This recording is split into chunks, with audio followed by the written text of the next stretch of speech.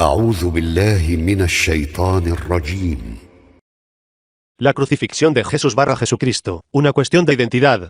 La crucifixión, una cuestión de identidad, cortesía del Dr. Gerald Dirks, doctor en divinidad, que dijeron, en jactancia, matamos a Cristo Jesús, el Hijo de María, el mensajero de Alá, pero no lo mataron ni lo crucificaron, pero se les hizo aparecer, y los que difieren en eso son llenos de dudas, sin, cierto, conocimiento, pero solo conjetura a seguir, porque de seguro lo mataron no, Alá lo levantó para sí mismo, y Alá es exaltado en poder, sabio, 1, referencia, Corán 4, 157-158, y aquí son muy pocos problemas, que separan los musulmanes de los cristianos tan marcadamente como la de una supuesta crucifixión, que tilde habría ocurrido en las afueras de Jerusalén en la primera mitad del primer siglo que la crucifixión fue tan poco conocido. En el momento, no se puede ser dudado además de los libros del Nuevo Testamento de la Biblia, escritos durante la segunda mitad del primer siglo y la primera mitad del segundo siglo, así como otras publicaciones cristianas primitivas, se encuentra la única mención casi contemporánea de la crucifixión.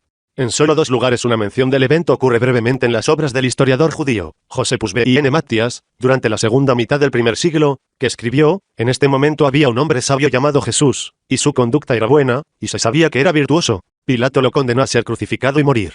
Pero aquellos que se habían convertido en sus discípulos no abandonaron su discipulado. Informaron que se les había aparecido 3 días después de su crucifixión y que estaba vivo. En consecuencia, él era quizás el Mesías, sobre quien los profetas han informado maravillas. 2. Referencia Josephus F. 1988. Josephus F. 1988. Antigüedades judías. Mayer P.L. Trans. Josephus. The Essential Writings, a Condensation of Jewish Antiquities and the Jewish War. Grand Rapids, Kregel Publications. Pages 264-265. El otro escritor que informó el evento de pasada fue el historiador romano, Tácito, que vivió entre los años 55 y 115 d. Cel afirmó, Christus había sufrido la pena de muerte en el reinado de Tiberio, por sentencia del procurador Poncio Pilato. 3. Tácito. Anales en Pagelse, 1979. Los Evangelios Gnósticos Nueva York, Random House. Página 70. Ciertamente, hay otros problemas, que separan y dividen las creencias islámicas de las cristianas, más notablemente la doctrina cristiana de la Trinidad. Sin embargo, la doctrina de la Trinidad es tan efímera y tan compleja que el cristiano promedio ni siquiera comienza a entenderla. Si se le pide que lo defina, probablemente proporcionará una definición de la Trinidad, que la Iglesia ha declarado herejía desde hace mucho tiempo. Pero, la crucifixión es un tema que le importa al cristiano promedio, que ve la crucifixión de Jesús, la paz sea con él. 4. Referencia, uso de la frase, la paz sea con él, a los nombres de los profetas de Aya en este artículo. Como un evento histórico sobre el que realmente no puede haber ninguna duda. Adoctrinado a lo largo de la infancia por años de escuchar historias bíblicas de la crucifixión, y por instrucciones sobre cómo debe leerse y entenderse la Biblia, el cristiano promedio a menudo es bastante incrédulo de que alguien pueda dudar de que Jesucristo fue crucificado. La mayoría de los cristianos creen que uno puede cuestionar el nacimiento virginal, uno puede cuestionar la resurrección de Jesús después de la crucifixión, uno puede cuestionar la Trinidad, pero ¿cómo puede uno comenzar a cuestionar el evento histórico de la crucifixión de Jesús? En marcado contraste, el Corán declara explícitamente que no lo mataron ni lo crucificaron. Sin embargo, el Corán no dice que no hubo crucifixión. Más bien, el Corán afirma que no fue Jesucristo quien fue crucificado, a pesar de que se hizo parecer que sí lo fue. En resumen, el abismo, que separa el Islam y el cristianismo con respecto a la crucifixión, no es si hubo o no una crucifixión en el momento y lugar que mantiene el Nuevo Testamento, sino solo si la persona tan crucificada fue Jesús. Dada esta consideración, el presente capítulo ignora la miríada de debates dentro del cristianismo en cuanto al lugar. 5. Referencia.se pueden generar debates vigorosos entre los cristianos, en cuanto a si el sitio de la crucifixión fue el Calvario de Gordon o el sitio que actualmente alberga la Basílica del Santo Sepulcro. Y la fecha real. 6. Referencia. Hay 2 cuestiones con respecto a la fecha de la crucifixión. Primero, ¿en qué año durante el gobierno de Poncio Pilato fue la crucifixión? Segundo, se debe seguir la cronología de la tradición sinóptica o joánica para colocar la crucifixión en relación con la Pascua judía de la crucifixión. En cambio, se enfoca en un solo punto, es decir, ¿fue Jesús quien fue crucificado? Al plantear esta pregunta, el autor propone mostrar que la literatura y las escrituras cristianas, en sí mismas, proporcionan varias razones para aceptar la declaración del Corán de que no fue Jesús, el profeta de Aya. 7. Los cristianos occidentales están acostumbrados a palabra, Dios, y típicamente encuentran la palabra, Alá, algo misterioso y preocupante. No entienden que, Alá, no es más que la contracción de 2 palabras árabes, que significan, el Dios, o por implicación, el uno, Dios. Como tal, no es sorprendente que los cristianos árabes usen comúnmente la palabra, Alá, cuando hablan de la deidad. ¿Quién fue crucificado? Al hacerlo, se reconoce fácilmente que uno está viajando por un camino, sin conocimiento, cierto, y con solo las señales de conjetura a seguir. Sin embargo, no es el propósito de este ensayo mostrar lo que realmente sucedió ese día hace mucho tiempo en Jerusalén.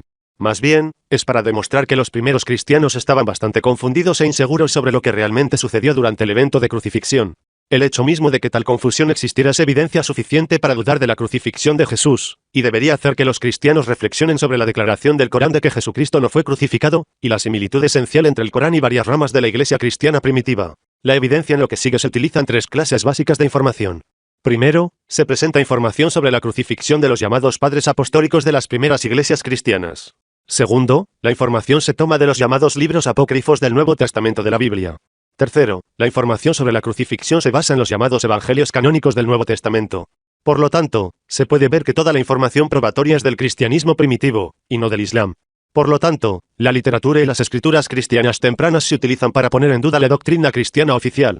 Los padres apostólicos, antes de proceder a examinar los libros apócrifos, debe mencionarse una breve palabra acerca de la evidencia que se encuentra en los escritos de los llamados padres apostólicos de las primeras iglesias cristianas. Los padres apostólicos con frecuencia notaron que había sectas heréticas, es decir, sectas cristianas, que no estaban de acuerdo con el dogma particular que abrazó el padre apostólico en cuestión, que enseñaban que la pasión o sufrimiento de Jesús en la cruz era falso y o ilusorio. En ese sentido, tales referencias se encuentran en los escritos de Ignacio, Policarpo, Justino, Ireneo, Tertuliano e Hipólito. Juntos, estos padres apostólicos forman un verdadero quién es quién de las primeras iglesias cristianas. 8. Referencia. Pagese, 1979, Los Evangelios Gnósticos. Nueva York, Random House. A. Canonizado como santo por la Iglesia Católica Romana, Ignacio o Ignacio Teopolos era el obispo de Antioquía, Siria. En 107 o 108 c, Ignacio fue arrestado por los romanos y transportado a Roma. Entre ese momento y su muerte alrededor del año 110 c, Ignacio escribió una serie de cartas en las que atacó la proposición de que el sufrimiento y la muerte de Jesús eran una ilusión. Baylor J.G., 1998. B. Canonizado como santo por la Iglesia Católica Romana, Policarpo fue un obispo de Esmirna en el siglo II d. C. Sus escritos incluyeron carta a los filipenses, en la cual atacó vigorosamente el argumento de que el sufrimiento y la muerte de Cristo eran ilusorios. 1981, San Policarpo. En Enciclopedia Británica C. de 98.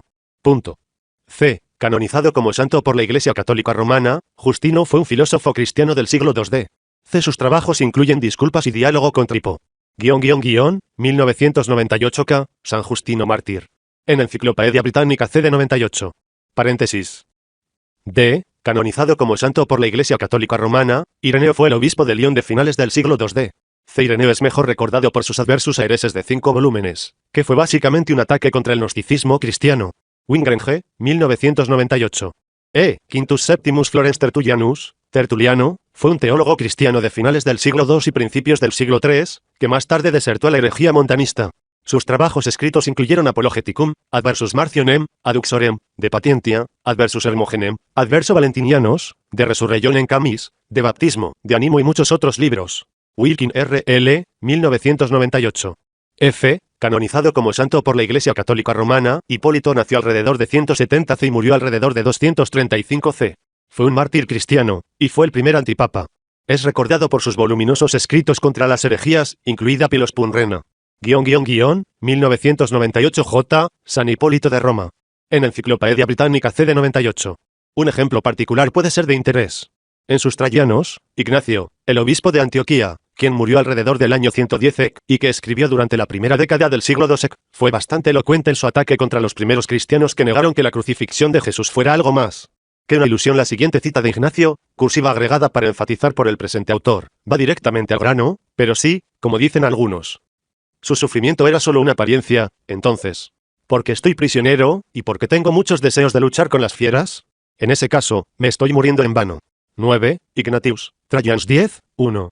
En Pagelse, 1979, Los Evangelios Gnósticos. Nueva York, Random House. Página 83, uno no puede atacar como herejía una creencia o doctrina que aún no existe. A pesar de la teología de Ignacio, su ataque contra aquellos primeros cristianos que creían que la crucifixión de Jesús era solo ilusoria, demuestra la existencia de esa creencia entre los primeros cristianos. Además, el hecho de que Ignacio se haya molestado en atacar esta doctrina sugiere que la creencia en la naturaleza ilusoria de la crucifixión estaba bastante extendida en el año 110 c. Claramente, la doctrina o la creencia en la naturaleza ilusoria de la crucifixión fue percibida por Ignacio como una amenaza a lo que más tarde se convertiría en la posición ortodoxa de la Iglesia cristiana con respecto a la crucifixión.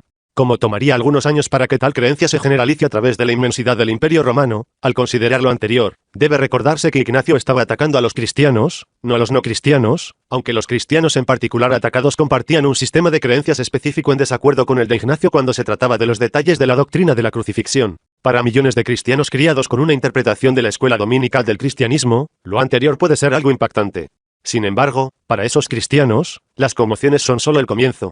De hecho, los choques aumentan dramáticamente en voltaje cuando se consideran las primeras escrituras cristianas, tanto apócrifas como canónicas. Libros apócrifos. A continuación, se examina la información de los libros apócrifos del cristianismo primitivo para evaluar la declaración coránica de que Jesucristo no fue crucificado. Este examen es necesariamente incompleto, ya que la literatura apócrifa es simplemente demasiado vasta y voluminosa para que alguien lo revise todo. Sin embargo, la siguiente discusión y presentación ilustran que al menos algunos de los libros apócrifos establecen claramente que Jesús no fue crucificado.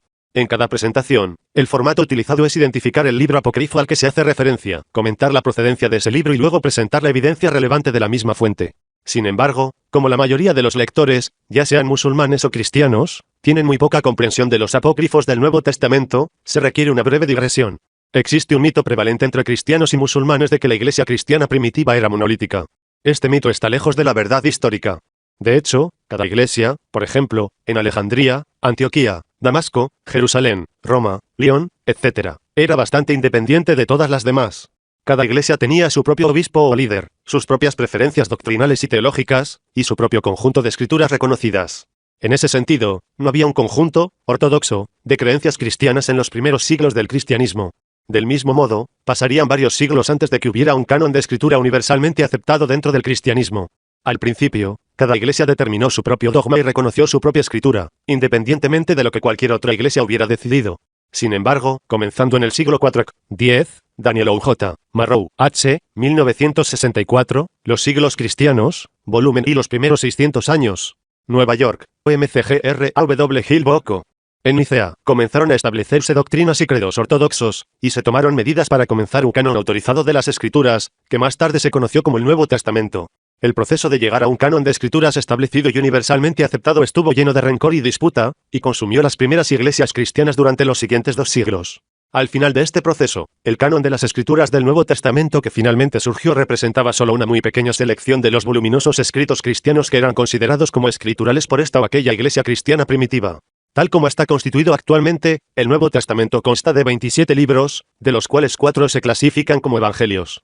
Esos libros, que no fueron incluidos dentro del canon del Nuevo Testamento, pero que alguna vez fue parte integral del cristianismo primitivo, se denominó apócrifo.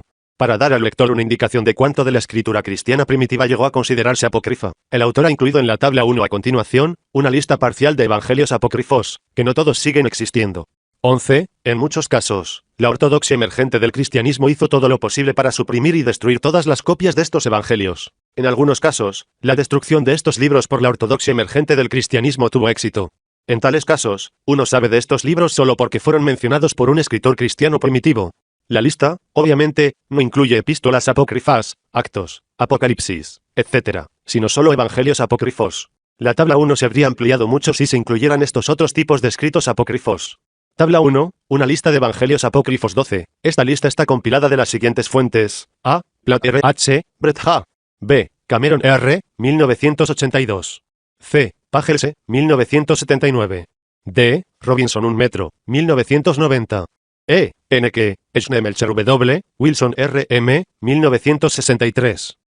El diálogo del Salvador, el Evangelio de André, el Evangelio de Apelles, el Evangelio de los Lardesaneses, el Evangelio de Bernabé, el Evangelio de Bartolomé, el Evangelio de las Basílidas, el Evangelio del nacimiento de María, el Evangelio de Cerinto, el Evangelio de la víspera, el Evangelio de los Ebionitas, el Evangelio de los egipcios, el Evangelio de los encratitas, Evangelio de las 4 regiones celestiales, el Evangelio de los hebreos, el Evangelio de Ezequiel, el Evangelio de la infancia de Jesucristo, el Evangelio de Judas Iscariote, el Evangelio de Judas, el Evangelio de Marción, el Evangelio de Mani, el Evangelio de María, el Evangelio de Matías, el Evangelio de Merinto, el Evangelio según los nazarenos, el Evangelio de Nicodemo, el Evangelio de la perfección, el Evangelio de Pedro, el Evangelio de Felipe, el Evangelio de Pseudo Mateo, el Evangelio de Escitiano, el Evangelio de los 70, el Evangelio de Tadaeus, el Evangelio de Tomás, el Evangelio de Titán, el Evangelio de la verdad, el Evangelio de los 12 apóstoles, el Evangelio de Valentinus, el Protevangelium de James, el Evangelio secreto de Marcos, Evangelio de Tomás de la infancia de Jesucristo. Como se señaló anteriormente, la tabla 1, arriba, enumera 41 libros, y aún no es una lista completa de los evangelios apócrifos, y mucho menos de otros tipos de libros apócrifos.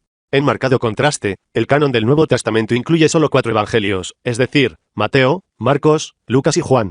El contraste es bastante dramático e ilustra la riqueza de las primeras escrituras cristianas, que la iglesia cristiana primitiva consideró conveniente ignorar, prohibir o destruir, una vez que comenzó su campaña para construir un dogma unificado, una teología y un conjunto de creencias. En resumen, solo 4 de más de 45 evangelios llegaron al Nuevo Testamento, un exiguo 9% de lo que era posible.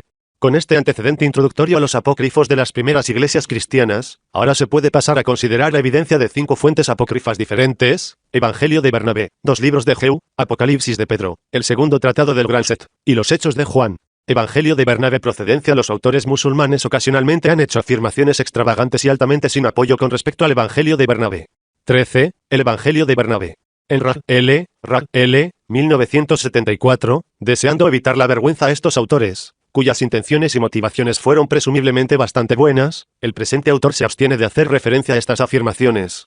Sin embargo, entre las afirmaciones hechas para el Evangelio de Bernabé están que fue considerado canónico por la Iglesia de Alejandría hasta 325 c, fue citado ampliamente por Ireneo, el obispo de León del siglo II DC, y sirvió de base para Jeromes Vulgate, la traducción latina de la Biblia, autorizada por la Iglesia Católica Romana. De hecho, ninguna de estas afirmaciones es precisa. La primera afirmación parece estar basada en una simple confusión, en la cual el reclamante está fusionando las identidades de 2 libros separados, es decir, el Evangelio de Bernabé y la Epístola de Bernabé. Fue el último libro que fue considerado canónico por la Iglesia de Alejandría, o al menos que fue leído en sus servicios, y fue el último libro que fue mencionado por una variedad de padres de la Iglesia primitiva. 14. A. Plater H. Bret H. B. 1998 Carta de Bernabé. En Enciclopedia Británica CD 98. C. Sundberg, 1971. D. Koster H. 1982. Incluido Clemente de Alejandría XV, canonizado un santo por la Iglesia Católica Romana, Titus Flavius. Clemente, fue un presidente del siglo II y III de la Escuela Catequética Cristiana de Alejandría. Sus obras escritas incluyen Protrepticos, Paidagogos, Stromateis, un discurso sobre la salvación de los hombres ricos, exhortación a la paciencia o discurso a los recién bautizados, Excerptax Theodoto, Eclogae Propeticae, e Hipotipo 6. Frederiksen L.F. y Col. 1998. Origen 16, Orígenes Adamantius. Origen, fue un presidente de la Escuela de Catequesis Cristiana en Alejandría del siglo III d. C. Fue alumno de Clemente de Alejandría, véase la nota al pie inmediatamente anterior, y fue autor de Exapla, de Principis, Contra Celsum, On Player, y numerosos comentarios sobre varios libros de la Biblia. Chadwick H. 1998. Eusebio 17, Eusebio Pampili era un obispo de Cesarea del siglo IV d. C. Fue autor de la monumental Historia Eclesiástica, Crónica y varias disculpas y comentarios. 1998 c. Eusebio de Cesarea en Enciclopedia Británica CD 98. Y Jerome 18, canonizado como santo por la Iglesia Católica Romana, Eusebius Hieronymus, Jerome, fue un sacerdote católico, secretario privado del Papa Damasus, fundador del monasterio y traductor. Sus obras escritas incluyen el Vulgate Bible, Liber Locorum, Liber Interpretationis Hebraecorum Nominum, Liber Hebraecarum Questionum in Genesim, y varios comentarios. Burgard WJ, 1998. De hecho, la Epístola de Bernabé se encuentra incluso en el Sirio Sinaítico, una versión de la Biblia del siglo IV. En cuanto a la segunda afirmación, no se menciona el Evangelio de Bernabé en ningún escrito existente de Ireneo. ¿Cómo llegó a hacerse tan frecuentemente esta afirmación errónea? Hay 2 respuestas posibles. Primero, Ireneo se refirió a la Epístola de Bernabé. La segunda respuesta posible es más complicada y compleja, y comienza señalando que la afirmación es que Ireneo cita ampliamente del Evangelio de Bernabé. Un procedimiento simple de verificación de citas debería haber mostrado la falacia de esta afirmación, si existieran las partes relevantes de los escritos de Ireneo. Sin embargo, el problema es que esta afirmación se basa en las declaraciones de un padre marino del siglo XVI, la persona que supuestamente robó el manuscrito del Evangelio de Bernabé. De la biblioteca del Papa Sixto IV. En un intento de reconstruir la génesis del reclamo, se hipotetiza que el padre marino alegó que tenía acceso a escritos, ocultos, o suprimidos, de Ireneo, en los que Ireneo citó el Evangelio de Bernabé. Por lo tanto, se puede ver que todo el reclamo se basa en la palabra de un ladrón presuntamente confeso que afirmó que tenía acceso a un manuscrito secreto de Ireneo. Este manuscrito, que nadie más puede dar fe, a su vez da fe de la procedencia del Evangelio de Bernabé. Para lo cual la única fuente es el padre marino. Claramente, esta afirmación de la procedencia del Evangelio de Bernabé es poco menos que ridícula. En cuanto a la tercera afirmación, este autor está absolutamente perplejo en cuanto a cómo cualquier persona con alguna familiaridad con la Vulgata latina podría asociarlo con el Evangelio de Bernabé. Quizás la única asociación es que Jerónimo fue responsable de la Vulgata, y que hizo referencia a la Epístola de Bernabé en algunos de sus escritos. Después de todo, la Vulgata fue una de las fuentes de la traducción King James de la Biblia, y tiene mucho más en común con la Biblia moderna que con el Evangelio de Bernabé. Entonces, ¿cuál es la procedencia del Evangelio de Bernabé? La referencia más temprana que este autor puede identificar se encuentra en el Decretum Gelasianum de Libris Recipiendis et non Recipiendis, decreto de Gelasio de libros aceptados y no aceptados, donde figura como libro apócrifo y rechazado. 19. A. Eshne Melcher W. Introducción general. NNK. Eshne Melcher W. Wilson R. M. 1963. B. Platt R. H. Bret H. El decreto de Gelasius es un precursor del Index Librorum Prohibitorum de la Iglesia Católica Romana, índice de libros prohibidos, y a menudo se atribuye al Papa Gelasio I, quien murió en 496 c, pero la procedencia real del decreto de Gelasio no se remonta más allá del siglo V. Sea como sea, el hecho de que el Evangelio de Bernabé fue prohibido en el decreto de Gelasio que establece que hubo un Evangelio de Bernabé al menos en el siglo V. Sin embargo, sigue siendo una pregunta abierta si el libro que actualmente se identifica como el Evangelio de Bernabé es el mismo Evangelio de Bernabé identificado en el decreto de Gelasio. La procedencia informada del libro actualmente identificado como el Evangelio de Bernabé es la siguiente. 1. En 383 c, el Papa Dámaso y aseguró una copia del Evangelio de Bernabé, y lo guardó en su biblioteca privada. 2. Aparentemente, luego se transmitió dentro de las bibliotecas privadas de los diversos papas. 3. A fines del siglo XVI, un padre marino robó el manuscrito de la biblioteca personal del Papa Sixto V. 4. El manuscrito pasó luego por la posesión de una variedad de personas sin nombre. 5. A comienzos del siglo XVIII, el manuscrito llegó a manos de un Cramer, según se informa, un consejero del rey de Prusia. 6. En 1713, Cramer supuestamente entregó el manuscrito al príncipe Eugenio de Saboya. Y 7. En 1738, el manuscrito pasó del príncipe a la biblioteca en Viena, donde, según los informes, permanece hasta la fecha. 20. A. Reima, 1974. B. Abdullah M. 1996. ¿Cuál de la información anterior se puede confirmar de fuentes independientes? 1. Damasus y fue papa de 366-384 c. 21-1998 H. San Damaso I en Enciclopedia Británica C de 98. 2. Sixto V fue papa de 1585 a 1590 c. 22-1998 metros. Sixto V en Enciclopedia Británica C de 98. 3. El príncipe Eugenio de Saboya vivió desde 1663 a 1736 c. 23. Lernetolenia A.M., 1998. 4. La biblioteca del príncipe de más de 10,000 libros fue entregada a la biblioteca en Viena. 24. Lernetolenia A.M., 1998. Sin embargo, incluso con tal confirmación, la honestidad intelectual obliga a admitir que el Evangelio de Bernabé, tal como se recibe actualmente, no se puede rastrear en una procedencia ininterrumpida antes de principios del siglo XVIII. En pocas palabras, su alcalde puede no ser el mismo libro mencionado en el decreto de Gelasio. Se insta al lector a tener en cuenta esta precaución al considerar el material del Evangelio de Bernabé. Evidencia. El principio básico del Evangelio de Bernabé es que cuando Judas Iscariote llevó a los soldados al jardín de Getsemaní para arrestar a Jesús y llevarlo a juicio, la apariencia de Judas cambió milagrosamente y Jesús ascendió al cielo. Con Jesús a salvo en el cielo, Judas asumió la apariencia de Jesucristo.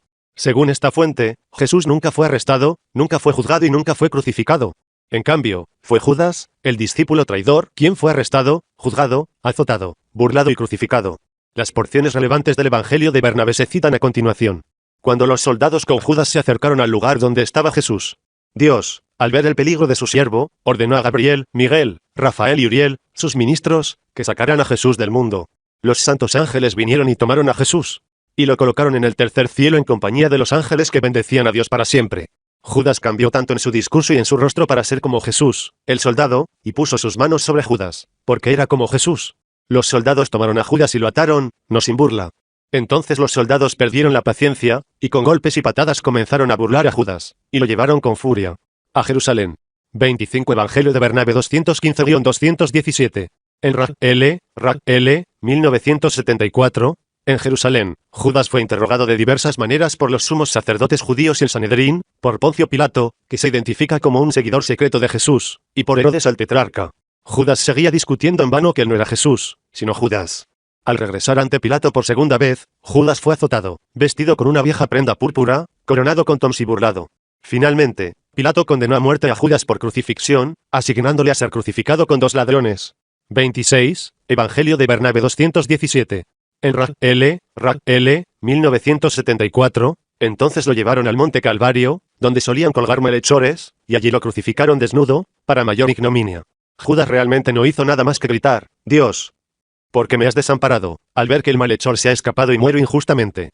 En verdad digo que la voz, el rostro y la persona de Judas eran tan parecidos a Jesús, que sus discípulos y creyentes creían completamente que él era Jesús, por lo cual algunos se apartaron de la doctrina de Jesús. Porque Jesús había dicho que no debía morir hasta cerca del fin del mundo, para eso en ese momento él debería ser quitado del mundo. Pero los que se mantuvieron firmes en la doctrina de Jesús estaban tan abrumados por el dolor, al verlo morir que era completamente como Jesús, que no recordaron lo que Jesús había dicho. Aquellos discípulos que no temían a Dios iban de noche, y robó el cuerpo de Judas y lo escondió, difundiendo un informe de que Jesús había resucitado nuevamente, de donde surgió una gran confusión. 27. Evangelio de Bernabé 217-218. En Rag L. 1974, después de la crucifixión, los ángeles transportaron a Jesús de regreso a la tierra desde el tercer nivel del cielo, para que Jesús pudiera aparecer ante su madre y sus dos hermanas, a Marta, María Magdalena y Lázaro, y a Juan, Santiago y Pedro. Y Bernabé. Luego se hizo una aparición posterior a los 7. De los 12 discípulos fieles, Nicodemo y José, de Arimatea. Finalmente, Jesús nuevamente ascendió al cielo, con esta ascensión presenciada por 47 de los 72 discípulos más grandes. 28. Evangelio de Bernabé 219-221. En Rag L. 1974, se dice que el Vaticano, bajo el Papa Benedicto XVI, quiere ver la Biblia recientemente descubierta http://www.dailymile.co.uk/news/article-2105714-secret-114-milyon-bible-jesus-prophet-mohammad-1arted-turkey.html. Conclusión: si bien debe tenerse en cuenta la inestabilidad de la procedencia del Evangelio de Bernabé, este libro establece claramente que Judas Iscariote fue el crucificado en lugar de Jesucristo. Como tal, el Evangelio de Bernabé apoya el relato coránico de la crucifixión, al tiempo que refuta la posición cristiana ortodoxa. Dos libros de procedencia GEU. Los dos libros de Leu se encuentran en el Codex Brucianus, que data de entre el siglo III y el siglo X. Los dos libros de GEU se mencionaron en la Pistis Sophia, C. Sabiduría, una copta y gnóstica del siglo III. Texto 29, _ 1998 de Gnosticismo, en Enciclopedia Británica C. de 98. Y probablemente fueron compuestos en Egipto alrededor del siglo III.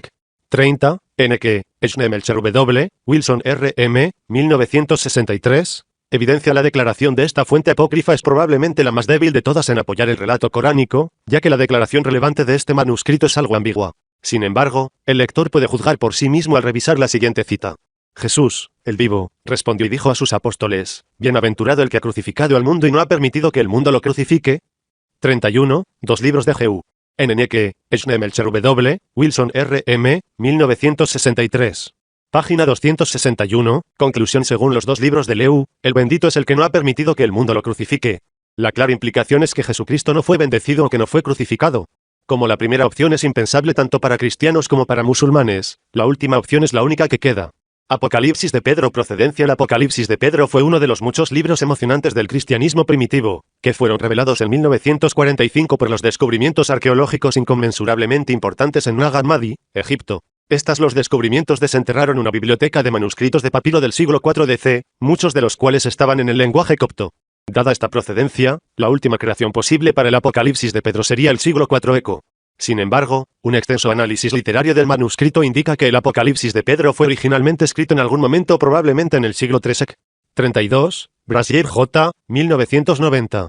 Evidencia: en la siguiente cita del Apocalipsis de Pedro, el autor actual ha agregado cursivas para resaltar palabras y frases cruciales, que ilustran que esta obra apócrifa sostiene que Jesucristo solo fue crucificado en apariencia, no en realidad. Aparentemente, Jesús solo fue capturado por los soldados, mientras que en realidad permaneció al lado de Pedro, donde lo guió una verdadera comprensión del evento de la crucifixión.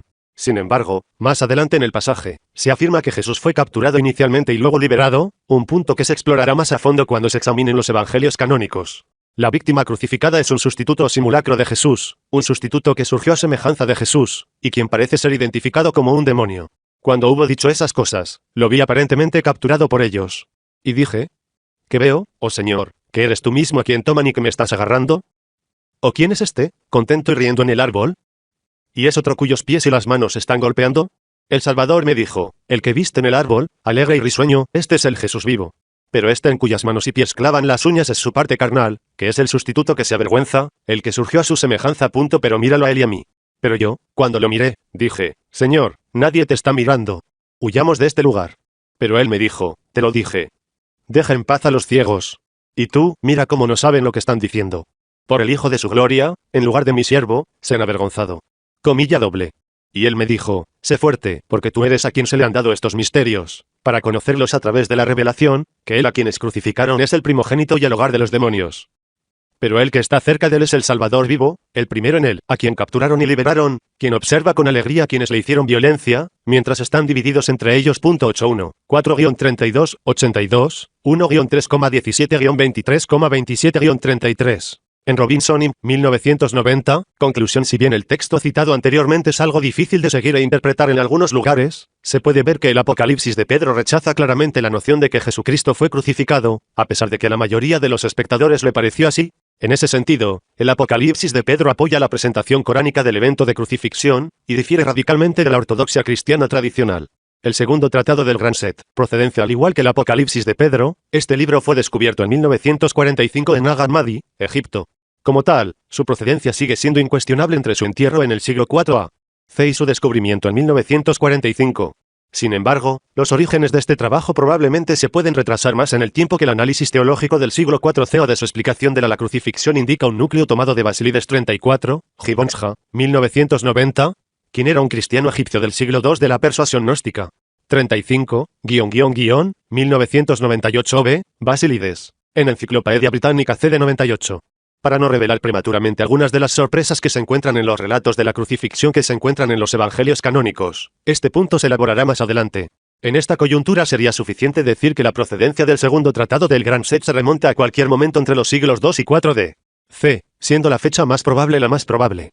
Evidencia la presentación de la crucifixión en Set se informa en las reputadas palabras de Jesús, quien es el orador en el pasaje citado a continuación. El pasaje establece claramente que Jesús murió solo en apariencia, y que fue alguien que no fue Jesús quien fue clavado en la cruz, quien bebió la hiel y el vinagre, y que llevaba la corona de espinas. A lo largo de todo este procedimiento, Jesús alteró milagrosamente su forma o apariencia física a voluntad, y fue testigo de toda la serie de eventos. En el siguiente pasaje de Set, el autor actual ha agregado cursivas para resaltar cuestiones relevantes. Y el plan que idearon sobre mí para liberar su error y su insensatez, no sucumbían más que habían planeado. Pero no estaba afligido en absoluto. Los que estaban allí me castigaron. Y no morí en realidad sino en apariencia, para que no me avergüencen de ellos porque estos son mis parientes. Por mi muerte, que ellos piensan que sucedió, les sucedió en su error y ceguera, ya que clavaron su hombre a su muerte. Porque eran sordos y ciegos. Sí, me vieron, ellos me castigaron, era otro, su padre, quien bebió la hiel y el vinagre, no era yo. Me golpearon con la caña, fue otro, Simón, que llevaba la cruz sobre su hombro. Fue otro sobre quien colocaron la corona de Toms. Y me estaba riendo de su ignorancia. Porque estaba alterando mis formas, cambiando de una forma a otra. 36, el segundo tratado del Gran Set 55, 10-20,30-35, 56, 1-13,18-19,23-25. En Robinson y 1990. Página 365, conclusión. Una vez más, el mensaje es claro. Si bien Jesucristo parecía estar crucificado, esto era una mera apariencia ilusoria. En realidad, Jesús no fue crucificado. Más bien, fue Simón quien fue crucificado en sustitución de Jesús. Los detalles de esto aparecen más adelante en el capítulo. En resumen, Set rechaza claramente el concepto de la crucifixión de Jesucristo, siendo así consistente con la presentación del Corán de la crucifixión. Punto. Una vez más, la ortodoxia cristiana tradicional es rechazada por un texto cristiano primitivo. Hechos de Juan, procedencia de Acts of John, se encuentra en un manuscrito griego solitario de Viena desenterrado en 1897 c, pero hay una anotación que establece que el manuscrito pudo haber sido obra de un escriba que vivió en 1324 c. Sin embargo, su procedencia no se detiene allí. Los Hechos de Juan fueron condenados como heréticos en el Segundo Concilio de Nicea de 787 c, lo que indica su existencia en el siglo VIII. Además, Agustín 37, canonizado como santo por la Iglesia Católica Romana, Aurelio Agustín, fue obispo de Hipopótamo, África, desde 396 a 430 d. y es generalmente aclamado por la Iglesia tradicional como el mayor teólogo cristiano de la era temprana. Sus obras literarias incluyen Confesiones, De Trinitate, De Civitate Dei, etc. Burnaby J., 1998. Citó un fragmento de él en una carta escrita en el siglo IV. La cita de Agustín coincide con el manuscrito de 1897, estableciendo que las actas de John encontradas en 1897 es el mismo libro que estuvo en circulación en el siglo IV. Sin embargo, el análisis literario sugiere una fecha de composición en la primera mitad del siglo II. 38. Cameron R., 1982. Evidencia el pasaje citado a continuación de los Hechos de Juan tiene lugar después del supuesto arresto de Jesús. El autor del manuscrito afirma ser un discípulo de Jesucristo, es decir, Juan, el hijo de Zebedeo. Dado que el relato está escrito en primera persona, el lector debe asumir que el pronombre en primera persona se refiere a Juan, a menos que sea parte de una declaración entre comillas, en cuyo caso se refiere a Jesús, que está hablando con Juan. John narra en la cita que sigue, cómo él y el resto de los discípulos se dispersaron y huyeron cerca del momento de la crucifixión, y cómo había buscado refugio escondiéndose en una cueva en el Monte de los Olivos. Mientras se escondía en la cueva, Jesús se le apareció durante el tiempo de la crucifixión, y le explicó a Juan que la crucifixión era ilusoria y que Jesús no era el crucificado. Mientras le explica esto a Juan, Jesús le recuerda una danza simbólica, que supuestamente Jesús había realizado con sus discípulos antes, para predecir y representar el ilusorio evento de crucifixión que iba a tener lugar más tarde. Jesús le dice categóricamente a Juan que no está sufriendo nada de lo que luego se dirá sobre él, por ejemplo, que fue atravesado con una lanza y herido, que fue colgado en la cruz, que la sangre fluyó de él, etc. En el pasaje citado a continuación, el autor actual ha agregado cursivas para resaltar las declaraciones relevantes. Y éramos como hombres asombrados o profundamente dormidos, y huimos de un lado a otro. Y así lo vi sufrir, y no esperé por su sufrimiento, sino que vi al Monte de los Olivos y lloré por lo que había sucedido. Y cuando fue colgado, en la cruz, el viernes, a la 6ª hora del día, vino una oscuridad sobre toda la tierra. Y mi Señor se paró en el medio de la cueva y lo iluminó y dijo, Juan, porque la gente debajo en Jerusalén estoy siendo crucificada y perforada con lanzas y cañas, y me dieron vinagre y hiel para beber. Pero a ti estoy hablando y escuche lo que habla. Y cuando dijo esto, me mostró una cruz de la luz firmemente fija, y alrededor de la cruz una gran multitud, que no tenía una sola forma, y en ella, la cruz, había una forma y la misma semejanza. Y vi al Señor mismo sobre la cruz. Ni soy el hombre que está en la cruz. Yo, a quien ahora no ves pero solo escuchas, mi voz. Se suponía que era lo que no soy, lo que para muchos otros no era lo que era, pero lo que dirán de mí es malo e indigno de mí. Así que no sufrí ninguna de esas cosas que dirán de mí, incluso ese sufrimiento que te mostré a ti y al resto en mi baile, quiero que se llame un misterio. Escuchas que sufrí, pero no sufrí, y que no sufrí, pero sufrí, y eso fui perforado, pero no fui herido, que me colgaron, pero no me colgaron, esa sangre fluyó de mí, pero no fluyó, y, en una palabra, que lo que dicen de mí, no soporté, pero lo que no dicen, esas cosas que sufrí. 39, Actos de Juan 97-99,101. En Cameron R., 1982. Páginas 94-96, conclusión. El sabor gnóstico de este pasaje de los Hechos de Juan puede ser confuso para algunos lectores que no conocen bien la doctrina y la filosofía gnósticas. Sin embargo, los versos relevantes no dejan dudas de que la crucifixión de Jesús fue solo una ilusión. Una vez más, una escritura apócrifa del cristianismo primitivo refuta totalmente la ortodoxia cristiana tradicional sobre el evento de la crucifixión, y es consistente con la posición coránica sobre ese tema. Resumen y conclusiones. Si uno acepta o no el Evangelio de Bernabé como anterior al comienzo de la predicación del profeta Mahoma, no se puede negar que gran parte de la literatura apócrifa dentro de las primeras iglesias cristianas sostenía que Jesús no fue realmente crucificado. En pocas palabras, las primeras iglesias cristianas no sostenían unánimemente que Jesús murió en la cruz. Hubo muchas divisiones dentro de las primeras iglesias cristianas, y algunas secciones del cristianismo primitivo claramente creían que la crucifixión de Jesús era ilusoria y o que alguien más fue crucificado en su lugar. Al examinar la procedencia de estos libros apócrifos, se puede demostrar que esta creencia en la naturaleza ilusoria y sustitutiva de la crucifixión era bastante frecuente en las primeras iglesias cristianas durante los siglos II y III. Por referencia a las polémicas contra esta posición por parte de los llamados padres apostólicos, se puede rastrear esta posición hasta la primera década del siglo II. Al permitir un tiempo razonable para que tal sistema de creencias se haya extendido hasta el punto de que los padres apostólicos sintieron la necesidad de atacarlo, queda claro que la creencia de que Jesús no fue realmente crucificado estuvo bien representada en las primeras iglesias cristianas durante la última mitad del siglo ID. En resumen, esta creencia era común en un momento anterior o concomitante con la autoría de los evangelios canónicos del. Resulta claro que la creencia de que Jesús no fue realmente crucificado estaba bien representada en las primeras iglesias cristianas durante la última mitad del siglo ID. En resumen, esta creencia era común en un momento anterior o concomitante con la autoría de los evangelios canónicos del. Resulta claro que la creencia de que Jesús no fue realmente crucificado estaba bien representada en las primeras iglesias cristianas durante la última mitad del siglo ID. En resumen, esta creencia era común en un momento anterior o concomitante con la autoría de los evangelios canónicos del Nuevo Testamento. Evangelios canónicos, procedencia. Habiéndose desviado para examinar la procedencia de los libros apócrifos, es justo presentar una breve declaración sobre la procedencia de Mateo, Marcos, Lucas y Juan. Sin entrar en una discusión detallada y extensa sobre la fuente y la crítica del texto, vale la pena señalar que Mateo, Mark y Luke presentan con frecuencia un frente unido que está en desacuerdo con John, por lo que los tres primeros se conocen como sinópticos. Evangelios. Además, los cuatro evangelios se basan, al menos en parte, en fuentes escritas anteriores, como Q, Proto Mark, M, L y otros documentos hipotéticos, y ninguno de estos cuatro evangelios canónicos.en fueron escritos por un discípulo de Jesús. Además, el orden de composición de estos evangelios generalmente se considera Mark, seguido de Mateo, seguido de Luke y finalmente John.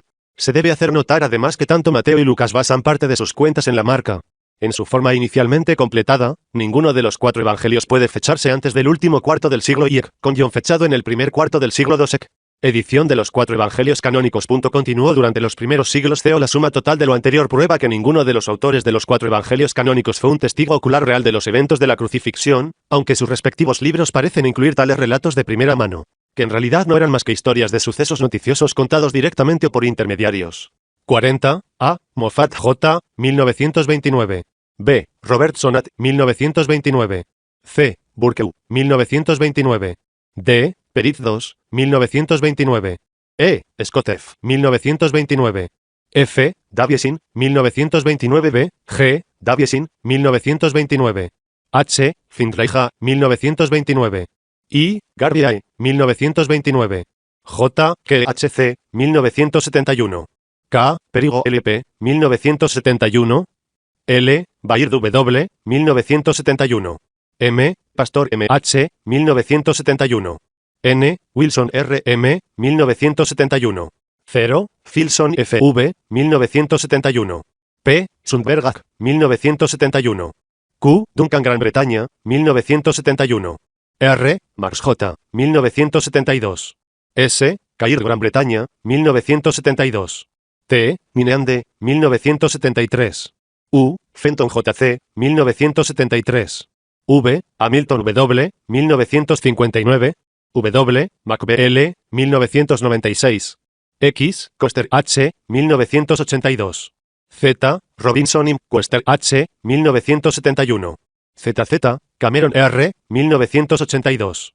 En lo que sigue, se examinan diferentes historias de crucifixión en los evangelios canónicos. En cada caso, una lectura cuidadosa sugeriría claramente que la persona que fue crucificada puede no haber sido Jesús en absoluto. Evidencia, la negación de Peter el heroico Peter. Los 4 evangelios canónicos están al unísono en varios temas relacionados con el arresto de Jesús. Los 4 están de acuerdo en que Jesús y sus discípulos comieron juntos una comida común en Jerusalén la noche del arresto, aunque Mateo, Marcos y Lucas describen esta comida como la cena de Pascua, mientras que Juan la describe como el día anterior a la Pascua.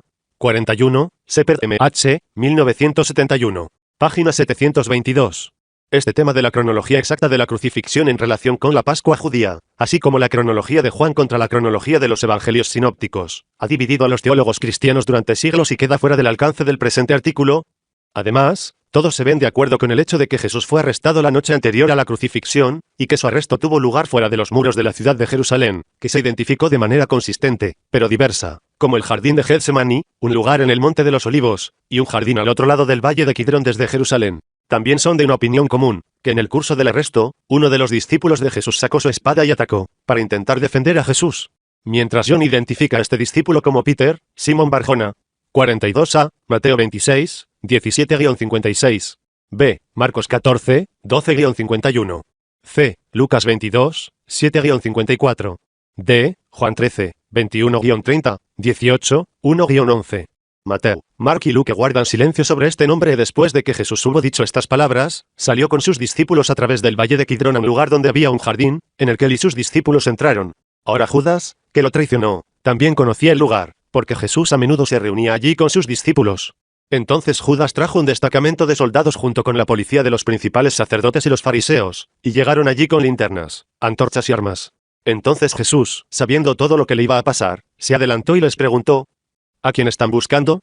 Ellos respondieron: Jesús de Nazaret. Jesús respondió: Yo soy él. Judas, que lo traicionó, estaba con ellos. Cuando Jesús les dijo: Yo soy él, retrocedieron y cayeron al suelo. Nuevamente les preguntó: ¿A quién estás buscando? Y ellos dijeron: Jesús de Nazaret. Jesús respondió: Te dije que yo soy él. Entonces, si me estás buscando, deja que estos hombres se vayan. Esto fue para cumplir la palabra que había dicho: No perdí a ninguno de los que me diste. Entonces Simón Peter, que tenía una espada, lo sacó, golpeó al esclavo del sumo sacerdote y le cortó la oreja derecha. El esclavo se llamaba Malco. Jesús le dijo a Pedro: Vuelve a meter tu espada en su vaina. ¿No debo beber la copa que el Padre me ha dado? Comilla doble. Entonces los soldados, su oficial y la policía judía arrestaron a Jesús y lo ataron. Lo sacó, golpeó al esclavo del sumo sacerdote y le cortó la oreja derecha. El esclavo se llamaba Malco. Jesús le dijo a Pedro: Vuelve a poner tu espada en su vaina. ¿No debo beber la copa que el Padre me ha dado? Entonces los soldados, su oficial y la policía judía arrestaron a Jesús y lo ataron. Lo sacó, golpeó al esclavo del sumo sacerdote y le cortó la oreja derecha. El esclavo se llamaba Malco. Jesús le dijo a Pedro: Vuelve a poner tu espada en su vaina. ¿No debo beber la copa que el Padre me ha dado? Entonces los soldados, su oficial y la policía judía arrestaron a Jesús y lo ataron. 43 Juan 18, 1-12. En el relato anterior de Juan, Judas Iscariote, el discípulo que supuestamente traicionó a Jesús, dirige a un grupo de hombres armados para arrestarlo. John identifica a estos hombres armados como un destacamento de soldados y policías de los principales sacerdotes y los fariseos. 44. A. Lucas 22:47 se refiere a la fuerza de detención como una multitud. B. Marcos 14:43 se refiere a la fuerza de detención como una multitud con espadas y palos de los principales sacerdotes, los escribas y los ancianos, lo que implica la fuerza policial del templo. C. Mateo 26:47 se refiere a la fuerza de detención como una gran multitud con espadas y garrotes de los principales sacerdotes y los ancianos del pueblo. La identificación anterior implica que los legionarios romanos fueron puestos bajo la dirección de los funcionarios judíos para ayudar en el arresto de Jesús. La última identificación se refiere claramente a la fuerza policial del templo. Ante esta autoridad numéricamente superior y armada, un discípulo se mantuvo firme. Peter sacó valientemente su espada y atacó sin ayuda a la multitud armada de soldados profesionales y policías dispuestos contra él. Tenía que haber sabido que su acto de heroísmo lo llevaría a su muerte inmediata, pero estaba más que dispuesto a sacrificar su vida en su desesperado intento de salvar a Jesús. Sin embargo, Pedro pudo obtener solo un empuje de su espada, cortando así la oreja de Macoco, el esclavo del sumo sacerdote, antes de que Jesús interviniera. Detener la pelea antes de que realmente pueda comenzar, Jesús se entregó a la fuerza de detención, y sus discípulos huyeron a la noche. 45 sobre la huida de los discípulos ver Mateo 26:56 y Marcos 14:50-2. Lucas agrega que Jesús sanó el oído de Malco. 46, Lucas 22:50-51. El cobarde Peter. Después de su arresto, Jesús fue llevado a Anás, el suegro de Caifás, el sumo sacerdote judío, y luego a Caifás 47, Juan 18:13-16. O directamente a Caifás 48, Mateo 26:57, Marcos 14:53, Lucas 22:54, a diferencia de todos los otros discípulos, el siempre fiel y heroico Pedro lo siguió a distancia y obtuvo acceso al patio exterior 49, Mateo 26:57-58, Marcos 14:53-54, Lucas 22:54-55, Juan 18:15-16. Allí, el intrépido Pedro esperó noticias sobre el destino de Jesús. Sin embargo, mientras Peter estaba de pie en el patio, los autores de los 4 evangelios canónicos harían que el lector creyera que Pedro hizo un cambio total. Habrían hecho creer al lector que el heroico Peter, que había atacado sin ayuda a los legionarios romanos y la policía del templo, y que había arriesgado su vida incluso al seguir a Jesús al patio exterior, se había vuelto cobarde de repente, porque lo negó 3 veces cualquier asociación con Jesús antes de que el gallo cantara esa mañana. Debido a que la redacción exacta de las negaciones de Pedro es tan importante, los 4 relatos del evangelio se presentan a continuación. El relato de Mateo de las negaciones de Peter. Ahora Peter estaba sentado afuera en el patio. Una sirvienta se le acercó y le dijo, «Tú también estabas con Jesús el Galileo», pero él lo negó ante todos y dijo, «No sé de qué están hablando». Cuando salió al porche, otra sirvienta lo vio y ella dijo a los espectadores, «Este hombre estaba con Jesús de Nazaret». Nuevamente lo negó con un juramento, «No conozco al hombre». Después de un rato, los transeúntes se acercaron y le dijeron a Pedro, «Ciertamente tú también eres uno de ellos, por tu acento traiciona». Entonces él comenzó a maldecir y hizo un juramento. «No conozco al hombre». En ese momento el gallo cantó. Entonces Pedro recordó lo que Jesús había dicho, «Antes de que el gallo cante, me negarás 3 veces». Y salió y lloró amargamente. 50, Mateo 26:69-75, la cuenta de Luque, cuando encendieron un fuego en medio del patio y se sentaron juntos, Peter se sentó entre ellos. Entonces una criada, viéndolo a la luz del fuego, lo miró y dijo, «Este hombre también estaba con él». Pero él lo negó, diciendo, «Mujer, no lo conozco». Un poco más tarde, alguien más, al verlo, dijo, «Tú también eres uno de ellos». Pero Pedro dijo, «Hombre, no». Luego, aproximadamente 1 hora después, otro seguía insistiendo, «Seguramente este hombre también estaba con él, porque él es Galileo», pero Peter dijo, «Hombre, no sé de qué estás hablando». En ese momento, mientras todavía hablaba, el gallo cantó. El Señor se volvió y miró a Peter. Entonces Peter recordó la palabra del Señor, como le había dicho, «Antes de que el gallo cante hoy, me negarás 3 veces». Y salió y lloró amargamente. 51, Lucas 22, 55-62, narración de Mark. Mientras Peter estaba abajo en el patio, vino una de las sirvientas del sumo sacerdote. Cuando vio a Peter calentándose, lo miró y dijo, «Tú también estabas con Jesús, el hombre de Nazaret», pero él lo negó, diciendo, «No sé ni entiendo de qué estás hablando». Y salió a la cancha. Entonces el gallo cantó. Y la criada, al verlo, comenzó de nuevo. Decir a los transeúntes, «Este hombre es uno de ellos». Pero nuevamente lo negó. Luego, después de un rato, los transeúntes nuevamente le dijeron a Peter, «Ciertamente tú eres uno de ellos, porque eres un Galileo». Pero comenzó a maldecir y hizo un juramento, «No conozco a este hombre del que estás hablando». En ese momento el gallo cantó por segunda vez. Entonces Pedro recordó que Jesús había dicho a él, antes de que el gallo cante 2 veces, me negarás 3 veces. Y se echó a llorar y lloró. 52, Marcos 14, 66 y 72. Finalmente, el relato de John, la mujer le dijo a Pedro, ¿tú tampoco eres uno de los discípulos de este hombre? ¿Verdad? Él dijo, yo no soy.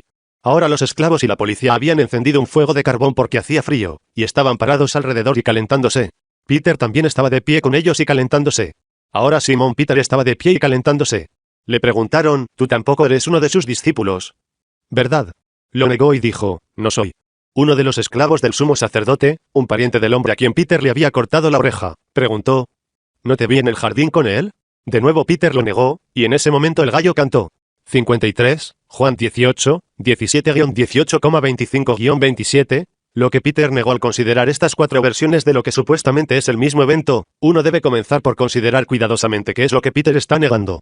En ese sentido, la tabla 2 se presenta a continuación. Tabla 2, las acusaciones. A, que Peter negó. CD, MTLA, estuviste con Jesús el Galileo. D, no sé de qué estás hablando. Megatones 2A, este hombre estaba con Jesús de Nazaret. D, no conozco al hombre. Megatones 3A, eres uno de ellos, porque tu acento te traiciona. D, no conozco al hombre. Ella, este hombre también estaba con él. D, no lo conozco. D, hombre, no lo soy. D, no sé de qué estás hablando. D, no sé de qué estás hablando. Metros cuadrados A, este hombre es uno de ellos. D, pero nuevamente lo negó. Metros cúbicos A, eres uno de ellos, porque eres Galileo. D, no conozco a este hombre. L2A, tú también eres uno de ellos. L3A, este hombre también estaba con él. Mililitros A, estuviste con Jesús de Nazaret. Gia, eres uno de los discípulos de este hombre. D, no soy. 12A, eres uno de sus discípulos. D, no soy. 13A, ¿no te vi en el jardín con él? D, Peter lo negó.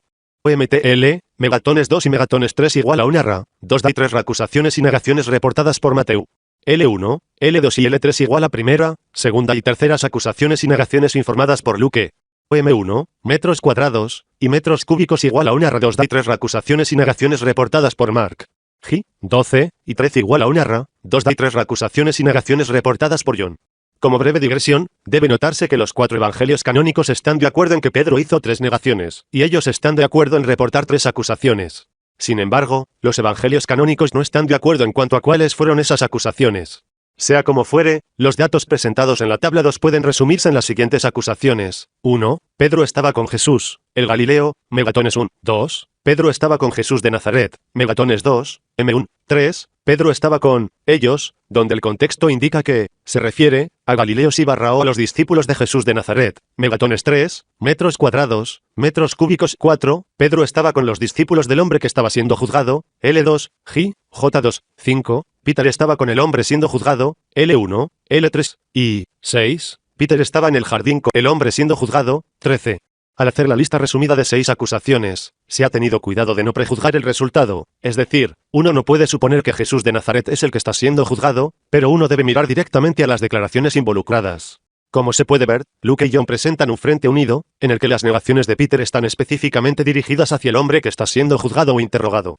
En pocas palabras, Peter niega cualquier asociación con el hombre que está siendo juzgado o interrogado. ¿Y si ese hombre no fuera Jesucristo? ¿Qué pasaría si se tomara a Judas en lugar de a Jesucristo? Evangelio de Bernabé, ¿o qué pasa si se tomara otro sustituto o simulacro de Jesucristo en lugar de Jesucristo? Apocalipsis de Pedro, el segundo tratado del Gran Set y Hechos de Juan. En ese caso, las negaciones de Peter son totalmente verdaderas.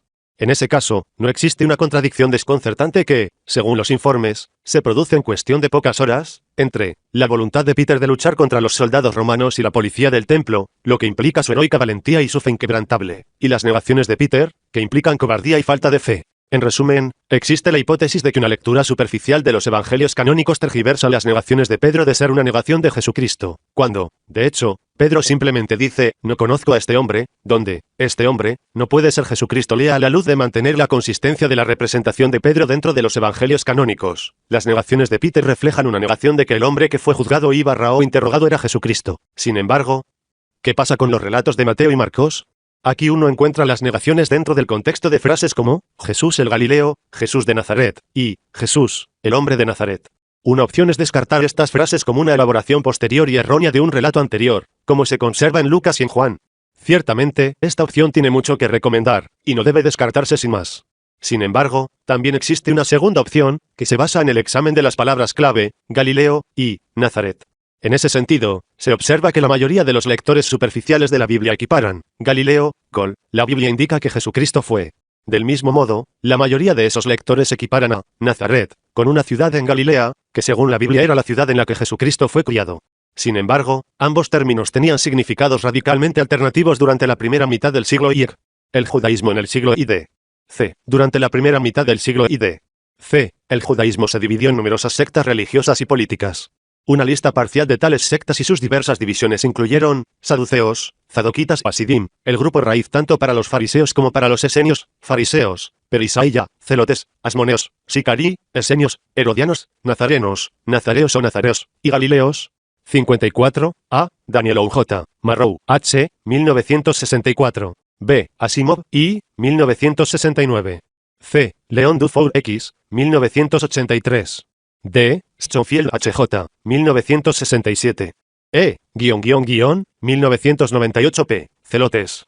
En Enciclopedia Británica CD 98. F. Borncanje, 1998. Es solo en este contexto que términos como Jesús el Galileo, Jesús de Nazaret, y Jesús, el hombre de Nazaret, pueden entenderse de manera adecuada y completa. Galileo. Si uno clasificara estas diferentes sectas y subsectas judías a lo largo de una dimensión cultural política, el eje izquierda-derecha estaría anclado de la siguiente manera. La extrema izquierda indicaría aceptación y acomodación con la cultura helenística y con el dominio romano, y la extrema derecha el rechazo completo de la cultura helenística y el dominio romano, junto con aspiraciones nacionalistas extremas. Dado este eje y definición, los saduceos ocuparían el extremo izquierdo, los fariseos ocuparían la posición intermedia en el lado derecho del fulcro, y los celotes y los asmoneos ocuparían el extremo derecho. 55. A. Josephus F. 1988. B. Leon Dufour X. 1983, fue la extrema derecha, que constantemente dio origen a movimientos revolucionarios contra la autoridad romana. Por lo general, los grupos de la extrema derecha se conocen como celotes, donde celote se convierte en una palabra paraguas, que abarca varios grupos y subgrupos, incluido el sicarii, de la palabra griega, sicarioi, que significa hombres de daga, e indica un subgrupo de celotes, que eran asesinos. 56. A. ___ 1998 p. Celotes. En Enciclopedia Británica CD 98. B. Asimov, I. 1969. Y los Galileos.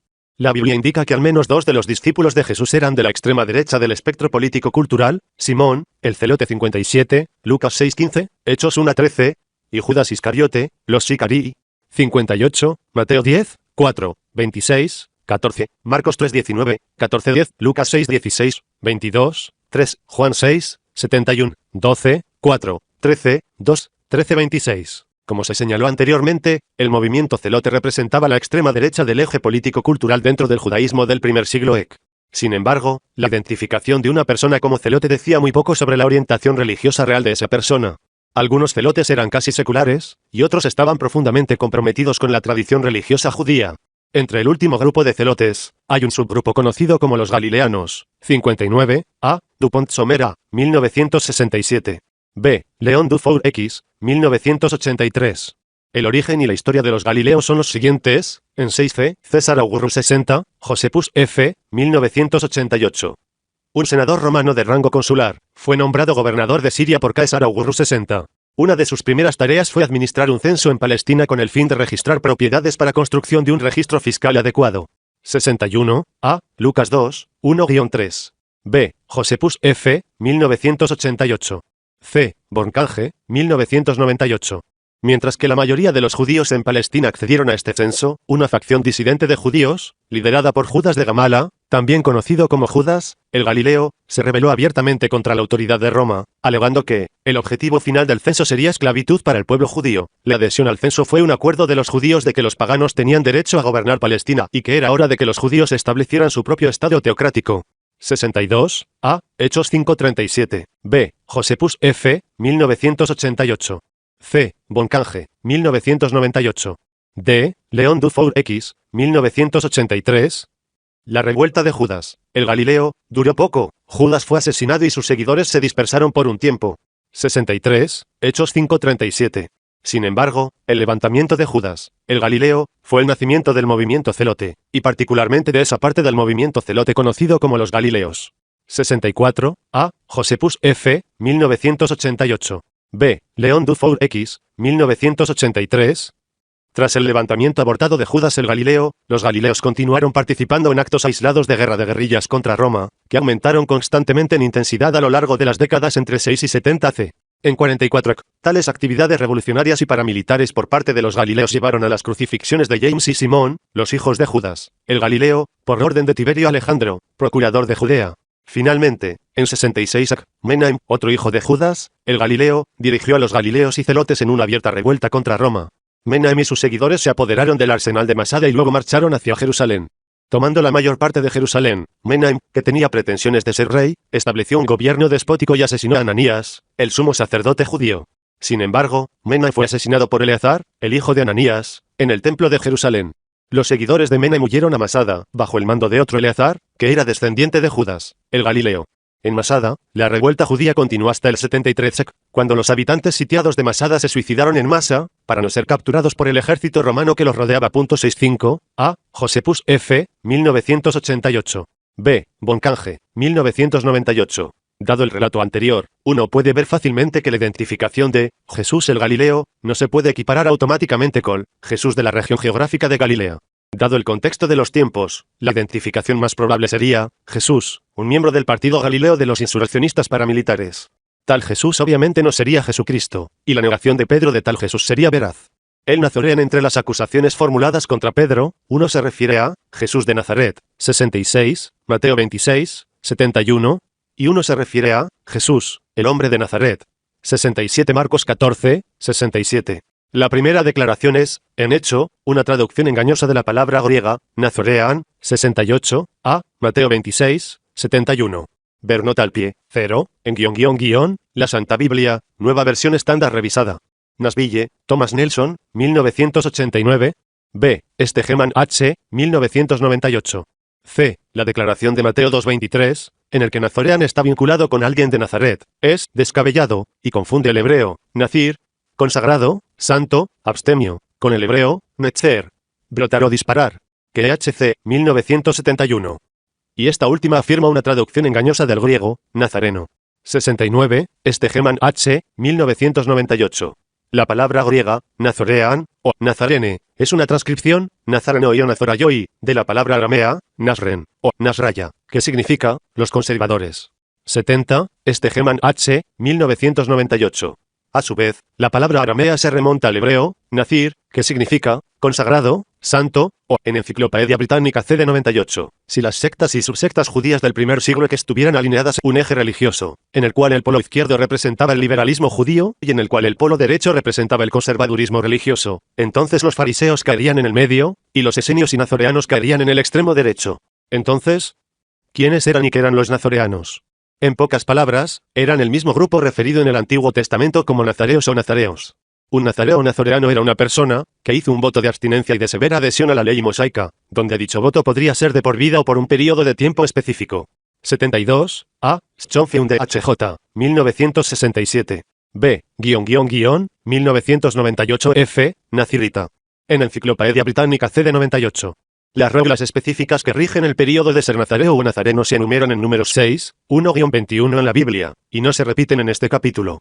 Sin embargo, se observa que los nazareos o nazareos se caracterizaron por la negativa a cortarse el pelo, por la absoluta abstinencia del alcohol y de cualquier derivado de la uva, por la negativa absoluta a estar cerca de un cadáver, etc. Figuras bíblicas prominentes que han sido identificados como nazareos o nazoreanos incluyen Sansón 73, Jueces 13, 1-24, 16, 13-17, Samuel, 74 y Samuel 1, 1-22, probablemente John, Yaya, el Bautista 75, A. Strugnell J. 1998. Al hablar de Juan el Bautista, John Strugnell afirma, su vestimenta de pelo de camello austero era el atuendo tradicional de los profetas, y su dieta de langostas y miel salvaje representaba una estricta adhesión a las leyes de pureza judías o la conducta ascética de un nazareo, un judío especialmente prometió al servicio de Dios.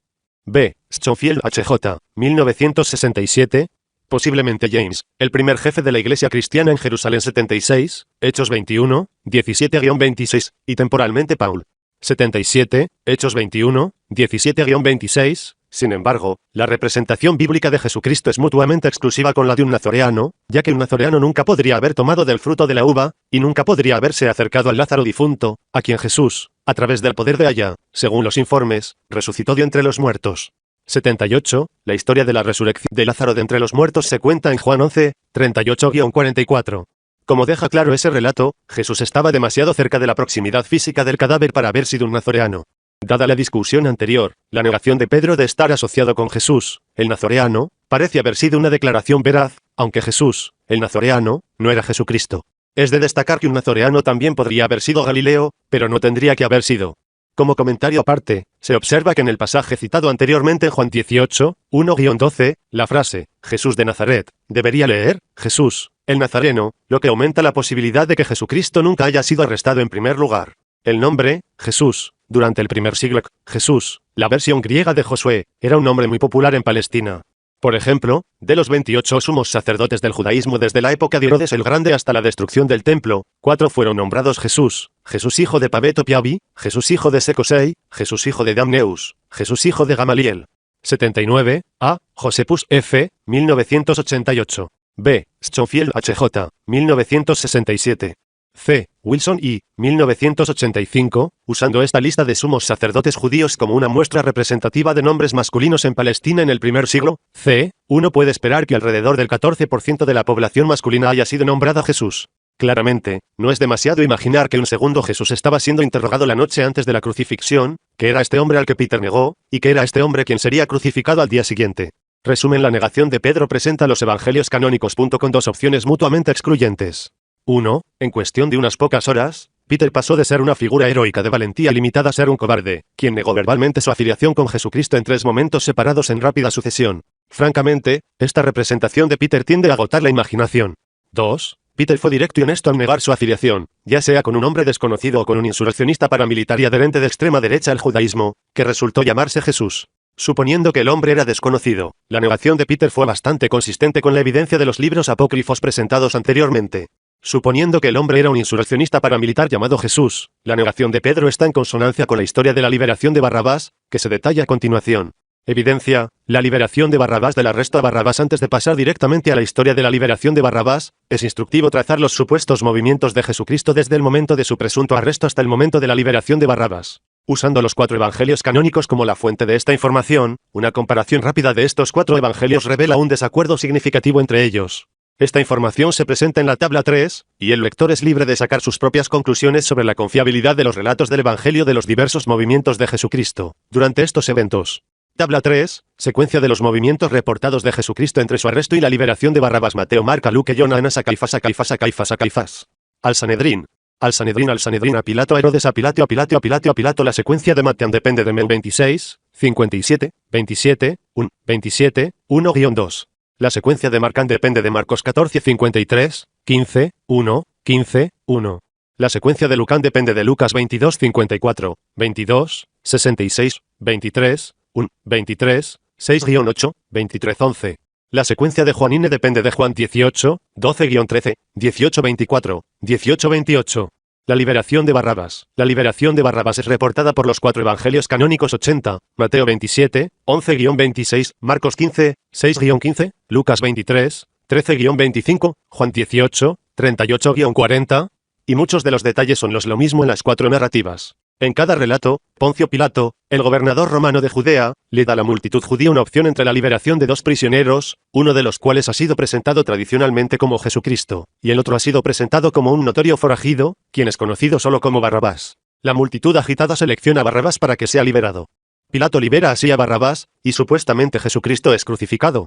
Sin embargo, como pronto será visto, esta interpretación de la representación del Evangelio de la escuela dominical es poco precisa, principalmente porque los textos más antiguos y precisos de los Evangelios se han mantenido alejados de los laicos hasta tiempos muy recientes. De los 4 relatos, el de Mateo es, con mucho, el más esclarecedor y detallado, y es esta narración la que se informa a continuación. Ahora Jesús estaba delante del gobernador, y el gobernador le preguntó: ¿Eres el rey de los judíos? Jesús dijo: Tú lo dices. Ahora, en el festival, el gobernador estaba acostumbrado a liberar a un prisionero para la multitud, a quien quisieran. En ese momento tenían un preso famoso, llamado Jesús Barrabás. Entonces, después de reunirse, Pilato les dijo: ¿A quién quieren que libere por ustedes, Jesús Barrabás o Jesús, que se llama el Mesías? ¿Por qué se dio cuenta de que era por celos que lo habían entregado? Mientras él estaba sentado en el tribunal, su esposa le envió un mensaje: No tenga nada que ver con ese hombre inocente, porque hoy he sufrido mucho por un sueño sobre él. Ahora los principales sacerdotes y los ancianos persuadieron a las multitudes. Pedir a Barrabás y que maten a Jesús. El gobernador nuevamente les dijo: ¿Cuál de los dos quieres que libere por ti? Y ellos dijeron: Barrabás. Pilato les dijo: Entonces, ¿qué debo hacer con Jesús, llamado el Mesías? Todos dijeron: que sea crucificado. Luego preguntó: ¿por qué? ¿Qué mal ha hecho? Pero gritaron aún más: que lo crucifiquen. Comilla doble. Entonces, cuando Pilato vio que no podía hacer nada, sino que estaba comenzando un disturbio, tomó un poco de agua y se lavó las manos ante la multitud, diciendo: soy inocente de la sangre de este hombre, véanlo ustedes mismos. Entonces la gente en su conjunto respondió: su sangre sea sobre nosotros y sobre nuestros hijos. Comilla doble. Entonces les soltó a Barrabás, y después de azotar a Jesús, lo entregó para ser crucificado. 81, Mateo 27, 11,15-26. Como una ligera digresión, se observa que los escritos apócrifos identifican constantemente el nombre de la esposa de Pilato como Procia. 82, Procla se identifica como la esposa de Pilato en los siguientes escritos apócrifos, todos los cuales se pueden encontrar en Plat R.H., Bret H. A. Carta de Herodes a Pilato el gobernador. B. Carta de Pilato a Herodes.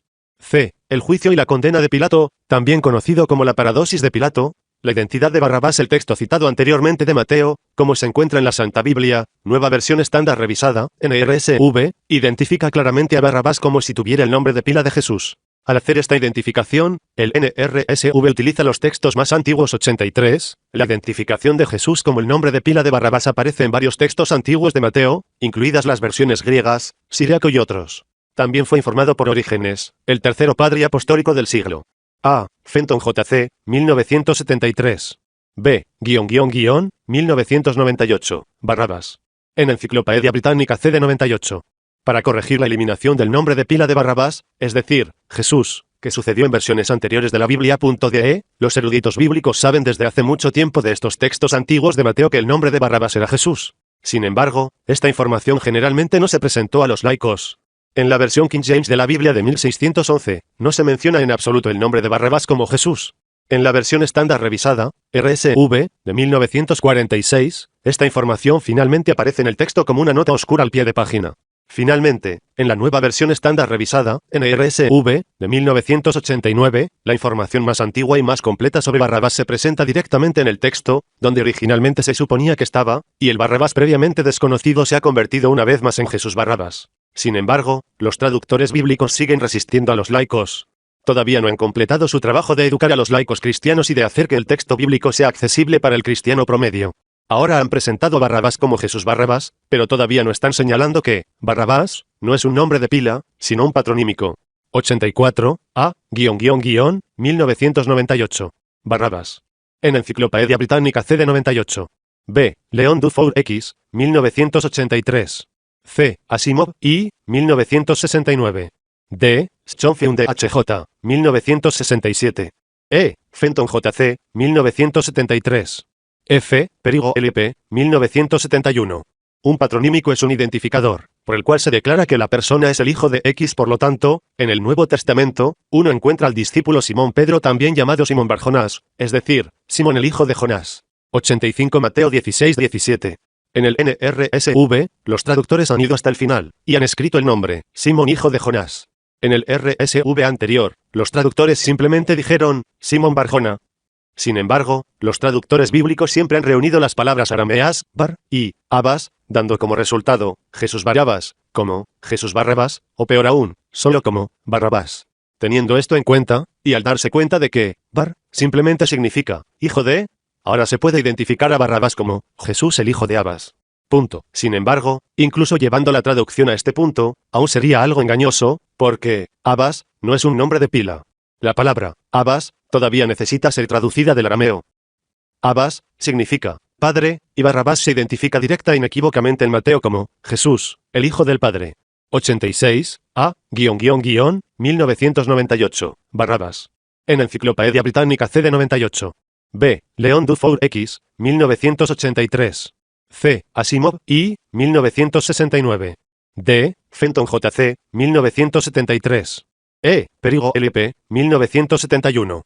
Ahora, si se le pidiera a 100 cristianos seleccionados al azar la identidad de Jesús, el Hijo del Padre, se obtendrían 100 identificaciones positivas de Jesucristo. Barrabás no era otro que Jesús, el Hijo del Padre. 87. Por el bien de los lectores musulmanes, el autor señala que la frase, Hijo del Padre, no implica ningún estado, engendrado. En ese sentido, ve el capítulo titulado, El bautismo de Jesús. Esta no es una identificación basada en algún libro apócrifo, cuyo alcalde puede no tener una procedencia a las primeras iglesias cristianas, como el caso con el Evangelio de Bernabé. Esto ni siquiera es una identificación basada en libros apócrifos, que se puede remontar directamente a las primeras iglesias cristianas, como el caso de los 2 libros de Jehú, el Apocalipsis de Pedro, el segundo tratado del Gran Seto, los Hechos de Juan. Esta es una identificación hecha directamente por el Evangelio canónico de Mateo. Sin embargo, es una identificación que solo se puede hacer una vez. Los primeros textos de Mateo son finalmente los reconocidos, como en el caso del NSRV, y el lector ha completado la traducción de 2 palabras, que los traductores bíblicos todavía se abstienen de traducir, manteniendo así a los laicos en la oscuridad en cuanto a la declaración real de Mateo. Entendiendo este pasaje de Mateo es similar a pelar una cebolla. Hay una capa tras otra que debe eliminarse, antes de llegar al núcleo real. Si bien se puede ver que los traductores bíblicos han comenzado a pelar esa cebolla para los laicos, el proceso de pelado ha sido terriblemente lento y aún está incompleto. Estas diversas capas se presentan en la tabla 4 a continuación. Tabla 4, las capas de identidad de Barrabás. Identidad de capa, versión revelada de la Biblia. Capa identidad revelada, versión de la Biblia. 1 Barrabás, versión King James, 1611. 2 Jesús Barrabás como nota al pie, versión estándar revisada, 1946. 3 Jesús Barrabás, nueva versión estándar revisada, 1989. 4 Jesús Barrabás. 5 Jesús hijo de Abas. 6 Jesús hijo del Padre. Con base en la discusión anterior, podemos ver que según Mateo, Pilato ofreció liberar a uno de los 2 cautivos ese día, a saber, Jesús, el Hijo del Padre, o Jesús que se llama el Mesías. 88 Mateo 27, 17, según la narración de Mateán, la multitud seleccionó a Jesús, el Hijo del Padre, para su liberación. Pilato respondió a su pedido, liberando a Jesús, el Hijo del Padre, y condenando a Jesús llamó al Mesías. 89 Mateo 27, 17-26. Como mínimo, el Mateán cuenta indica que hubo una marcada confusión con respecto a quién fue liberado y quién fue crucificado. Oscilando entre los dos, Jesús, el Hijo del Padre, y Jesús que se llama el Mesías. ¿Cómo se puede decidir quién es quién? La respuesta está disponible, pero requiere un poco de investigación. Antes de que Pilato le preguntara a la multitud a quién quieren liberar, Mateo hace que Pilato le haga una sola pregunta puntual a Jesús, es decir, ¿eres el rey de los judíos? 90 Mateo 27, 11. Esto era lo único en lo que Pilato parecía estar interesado. Estaba Jesús reclamando ser el rey de los judíos y, por lo tanto, liderar una insurrección contra Roma. Pilato no estaba preocupado por las disputas internas entre el establecimiento religioso judío. No le preocupaba si alguien afirmaba ser una figura religiosa como el Mesías. Quería afirmar el reclamo de la realeza, ya que esto abarcaba la autoridad temporal y secular, lo que representaba un desafío para el gobierno imperial de Roma. Por lo tanto, no le preguntó a Jesús si Jesús era el Mesías teológico, porque a Pilato no le importaba este tema. Sin embargo, a Pilato le importaba si Jesús afirmaba ser el rey de los judíos. Afirmar ser el Mesías teológico no era un crimen bajo la ley romana, mientras que afirmar ser el rey de los judíos ciertamente lo era. Aquí, uno debe examinar qué se entiende por Jesús que se llama el Mesías.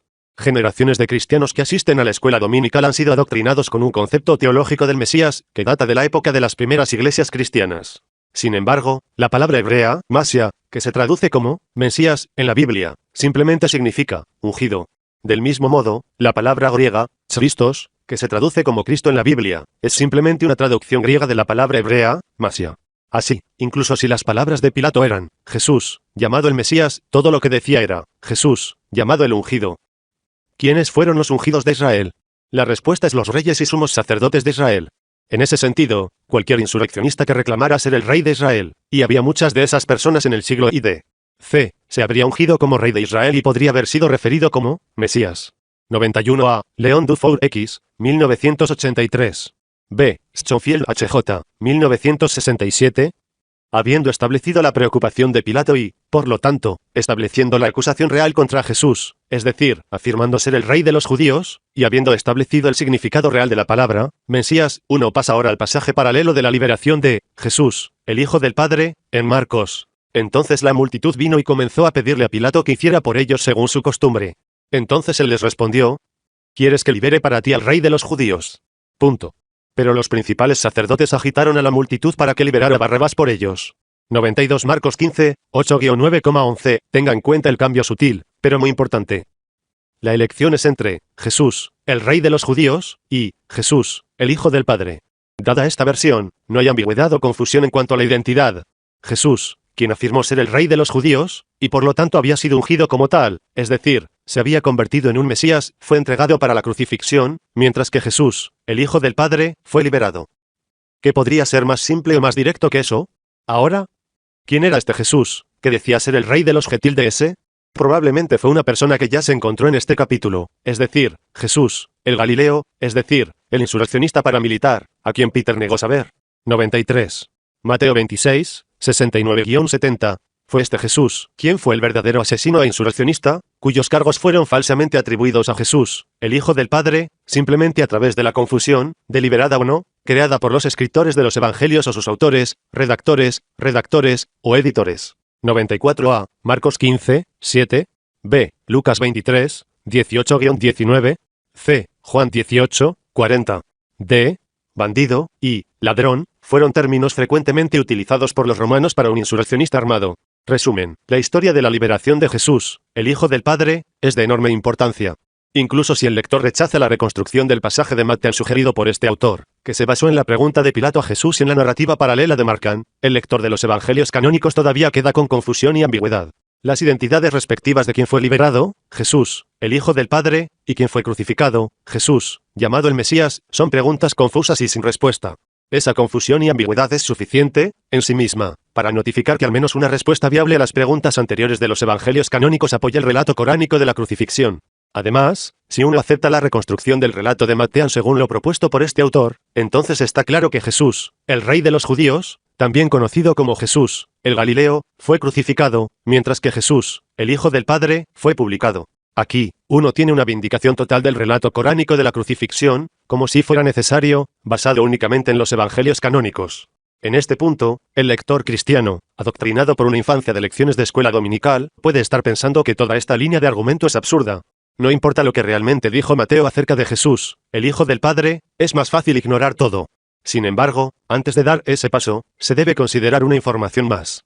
Si Pilato, de hecho, sentenció a Jesucristo a muerte por crucifixión, ¿cómo deberían haber visto las primeras iglesias a Pilato y sus asociados? ¿No habría sido Pilato vilipendiado hasta los confines de la tierra por las primeras iglesias cristianas? ¿No podría Pilato haber sido condenado formalmente por las primeras iglesias a la eternidad en el infierno? Uno ciertamente pensaría que sí. Sin embargo, los hechos son radicalmente diferentes. El 28 de octubre, el calendario de la Iglesia Ortodoxa Oriental enumera el día de la fiesta de San Procla, la esposa de Poncio Pilato. 95 Plat RH, Bretja. El 25 de junio, la Iglesia Cristiana Copta enumera la fiesta de San Procla y de San Poncio Pilato.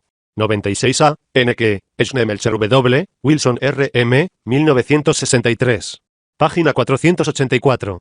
B. Plat RH, Bretja. Página 279. C. 1998 gramos, Poncio Pilato. En Enciclopedia Británica CD 98. Procla fue canonizado como santo tanto por la Iglesia Ortodoxa Oriental como por la Iglesia Cristiana Copta, mientras que Poncio Pilato fue canonizado como santo por la Iglesia Cristiana Copta. ¿Cómo justificó alguna vez la Iglesia Cristiana Copta temprana la canonización como santo del hombre, que condenó a Jesucristo a la muerte por crucifixión? Esto simplemente desafía toda razón y toda lógica. ¿Qué sabían estos primeros cristianos que los cristianos modernos no saben? Quizás sabían que Poncio Pilatos, su amado santo, era el hombre que liberó a Jesucristo. Quizás tenían una mejor comprensión de Mateo que la mayoría de los cristianos modernos. En este punto, es muy tentador decir, caso cerrado, tribunal aplazado. Sin embargo, hay una evidencia más de los evangelios canónicos, que debe ser examinada. Evidencia, el reclutamiento de Simón de Cirene. La interpretación cristiana tradicional de la crucifixión hace que Jesucristo se traslade de la sentencia ante Poncio Pilato al lugar de la crucifixión, es decir, el Gólgota, Calvario en latín. Este viaje es ritualizado por la Iglesia Católica Romana como parte de sus 14 estaciones de la cruz, de las cuales la quinta estación es de especial interés. La quinta estación de la cruz se refiere a un evento que se narra en los 3 evangelios sinópticos, pero no en Juan. Es en la quinta estación que Simón de Cirene fue reclutado para llevar la cruz de Jesús. 97-1998 N. Estaciones de la cruz. En Enciclopedia Británica CD 98. Cuando salieron, se encontraron con un hombre de Cirene llamado Simón, obligaron a este hombre a cargar su cruz. Y cuando llegaron a un lugar llamado Gólgota, que significa lugar de una calavera, le ofrecieron vino para beber, mezclado con hiel, pero cuando lo probó, no lo bebió. Y cuando lo crucificaron, dividieron su ropa entre ellos echando suertes, luego se sentaron allí y lo vigilaron. 98 Mateo 27, 32-36, obligaron a un transeúnte, que venía del país, a cargar su cruz, que era de Simón de Cirene, padre de Alejandro y de Rufo. Luego llevaron a Jesús al lugar llamado Gólgota, que significa el lugar de una calavera. Y le ofrecieron vino mezclado con mirra, pero no lo tomó. Y lo crucificaron, y dividieron su ropa entre ellos, echando suertes para decidir qué debería llevar cada uno. 99 Marcos 15, 21-24. Cuando se lo llevaron, se apoderaron de un hombre, Simón de Cirene, que venía del país, y le pusieron la cruz y la hicieron llevarla detrás de Jesús. También condujeron a otros dos, que eran criminales, lejos para ser asesinado con él. Cuando llegaron al lugar que se llama The Skull, crucificaron a Jesús allí con los criminales, uno a su derecha y otro a su izquierda. 100 Lucas 23, 26,32-33. Ahora, deben hacerse 2 puntos con respecto a las narraciones anteriores. Primero, a los evangelios nunca se les transfiere la cruz a Jesús desde Simón. Segundo, en el pasaje de Marcos y en el pasaje de Lucas, el presente autor ha puesto en cursiva la palabra Jesús, en un solo lugar. En cada uno de esos lugares, el NRSVL anota el pie de página del texto establece claramente que el griego lee, él, no, Jesús. En otras palabras, a los traductores les preocupaba que el lector promedio leyera, él, como refiriéndose a Simón de Cirene, si no fuera por su inserción de, Jesús, para, él. En ese sentido, los traductores son absolutamente correctos. El lector promedio leería, él, como refiriéndose a Simón de Cirene, indicando que fue Simón de Cirene, quien fue crucificado. En los pasajes anteriores, Mateo, Marcos y Lucas parecen estar diciendo que Simón de Cirene fue crucificado en el lugar de Jesús. Debe enfatizarse que la interpretación anterior de la tradición sinóptica no se limita al presente autor. De hecho, esa misma interpretación fue ampliamente sostenida por segmentos de las primeras iglesias cristianas. Los lectores de este capítulo ya han encontrado esa interpretación en el segundo tratado del Gran Set, el libro apócrifo de las primeras iglesias cristianas, donde decía, fue otro, Simón, quien llevó la cruz sobre su hombro. De hecho, la sustitución de Simón de Cirene, como la víctima de la crucifixión, para Jesús fue un principio fundamental de creencia entre los primeros cristianos conocidos como basilidianos, 101 Norwoodfa, 1971, que fueron prominentes a mediados del siglo II ECO. Se congregaron en Egipto y continuaron existiendo hasta el siglo IV ECO. Su linaje se remonta a las personas que eran seguidores de Basílides, que afirmaban ser el receptor de ciertas tradiciones secretas de Glaucias, un intérprete de Pedro, el discípulo de Jesús. 102, 1998 OB, Basílides. En Enciclopedia Británica CD 98. Resumen y conclusiones. No es la intención del autor probar la tradición de nadie, a diferencia de cualquier otra, en la que no fue Jesucristo quien fue crucificado.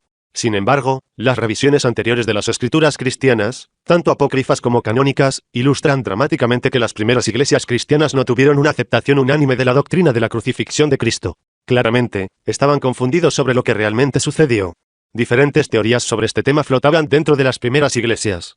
Entre los varios candidatos para el dudoso honor de haber sido la víctima crucificada, uno puede enumerar, Judas Iscariote, Simón de Cirene, simulacros de Jesucristo, otros no identificados, y un insurreccionista paramilitar conocido como Jesús, el Galileo, que afirmó ser el rey de los judíos, y que debe distinguirse de Jesús, el Hijo del Padre, es decir, Jesucristo. El Corán establece claramente que Jesucristo no fue crucificado. Grandes segmentos de las primeras iglesias cristianas, y de las primeras escrituras cristianas, están de acuerdo con esa declaración. Para los musulmanes, la lección puede ser que muchas de las primeras iglesias cristianas estaban mucho más cerca del Islam de lo que se pensaba anteriormente. Para los cristianos, la lección puede ser que la doctrina de la crucifixión fue muy cuestionada y debatida por las primeras iglesias. Con eso en mente, quizás podrían estar dispuestos a echar un segundo vistazo a las enseñanzas del Islam y considerar las similitudes entre las enseñanzas del Islam y los fundamentos del cristianismo primitivo. http://www.islamicbulletin.com/free-downloads/new-muslim/de-cross.pdf de Cross y de Crescent, un diálogo interreligioso entre el cristianismo y el Islam, por el Dr. Gerald Dirks, doctor en divinidad de la Harvard Divinity School,